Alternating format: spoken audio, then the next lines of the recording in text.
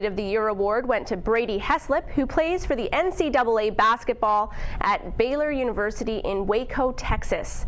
The Female Athlete of the Year was Marianne Leeson, who's an Olympic snowboarder. Halton Insider reporter Steve Foxcroft had a chance to interview Marianne at the end of the evening about her Olympic experience. Steve Foxcroft on location here at the Burlington Holiday Inn, and it's the Sports Alliance dinner. And this is a good combination. Not every day you catch up to an Olympian and an M.M. Robinson graduate, right? So we'll pound it there. So I'm the M.M. Robinson graduate. I don't have the Olympian stuff going, so you got that. So Marianne Leeson, thanks for joining us. Thank you for having me. And you had a great time tonight. Good speech. Yeah, it was awesome.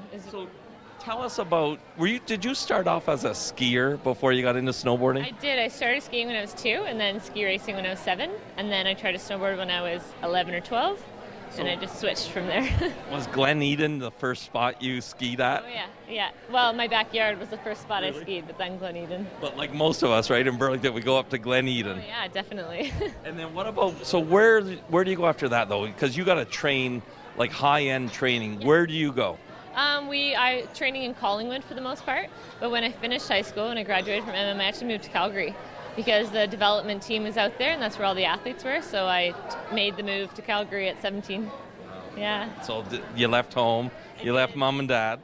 Yeah, I left mom and dad, which was, my mom, she cooked all my meals, so it was a little scary, but but yeah, it was awesome. So when you go out there though, do they have a center, like an Olympic training center type of thing where you get meals and you house and stuff? Not meals. We have like a training center where we go and we work out, but I rented with other teammates, rented a house out there, and we cooked our own meals, we grocery shopped, we kind of just learned to grow up pretty quickly, so. When did the Olympics hit the radar for you where you said, like, this is a dream, I want to pursue this? Well, I watched the Olympics. I've been a fan of the Olympics since I was little. I don't think when I was skiing, I wasn't like, oh, I'm going to make it for skiing. I never believed I could make it for skiing, but once I started snowboarding, that's when I was like, hey, this is something that I think I can do. So 12, basically. As an Olympian, you're trying to go for the quest.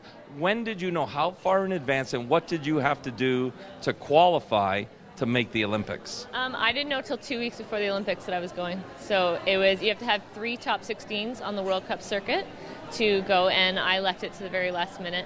So I found out January 19th was the day I found out. Yeah. Did you have any apprehension of going to the Olympics? Because they talked about some security concerns and stuff like that. Were you scared at all? No, I just decided that it wasn't in my control. And there's nothing I could do about it if something happened, and I just wanted to zone that out and really focus on what I needed to do to perform my best. And if I thought about that, then it'd be something on my mind that I can't control and something I just shouldn't worry about. And when you're over there too, what is the best experience? Like, how do you separate the competition from the experience and all the other things you want to do? Well, we went for just the second week, so mainly it was just training competition. So my experience was my competition, and that was probably the best experience of my life, and I had my family out there, and so I got to some things. I went to go see the gold medal hockey game, which was amazing, but that was after my event, so I just really focused on my event, and then I got to live the experience afterwards. Who's your coach? Rob Roy.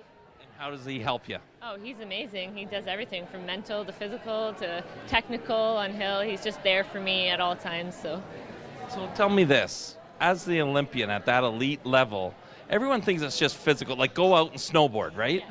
But tell me about the other aspects to the training, like the psychological stuff and all the other things that go into it. Yeah, well, like I said in my speech, I believe a lot of it is mental. And you need to sit down with your sports psychologist and you need to figure out ways to be a good athlete. It's not just about the talent, there's the hard work that comes with it. You're training in the gym, you're eating properly, you're seeing a sports psychologist to make sure you're saying the proper things to yourself and being positive. And so there's a lot more than just the work on the hill. There's tons of stuff outside to make you a great athlete. Did you hear the music they're playing, that Olympic theme? How does that make you feel? Does it give you goosebumps or anything? Pride.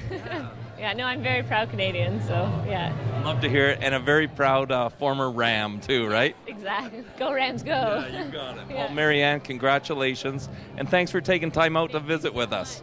Very good. Very nice meeting you. Likewise. Marianne Leeson, the Olympian, here, and we caught up to her at the Burlington Sports Alliance dinner. This is Steve Foxcroft for Halton Insider. Jess, let's go back to you. Thanks for that, Steve. And for those who didn't know, Marianne finished 5th in the parallel giant slalom snowboarding at the most recent Olympics in Sochi. And now, with a look to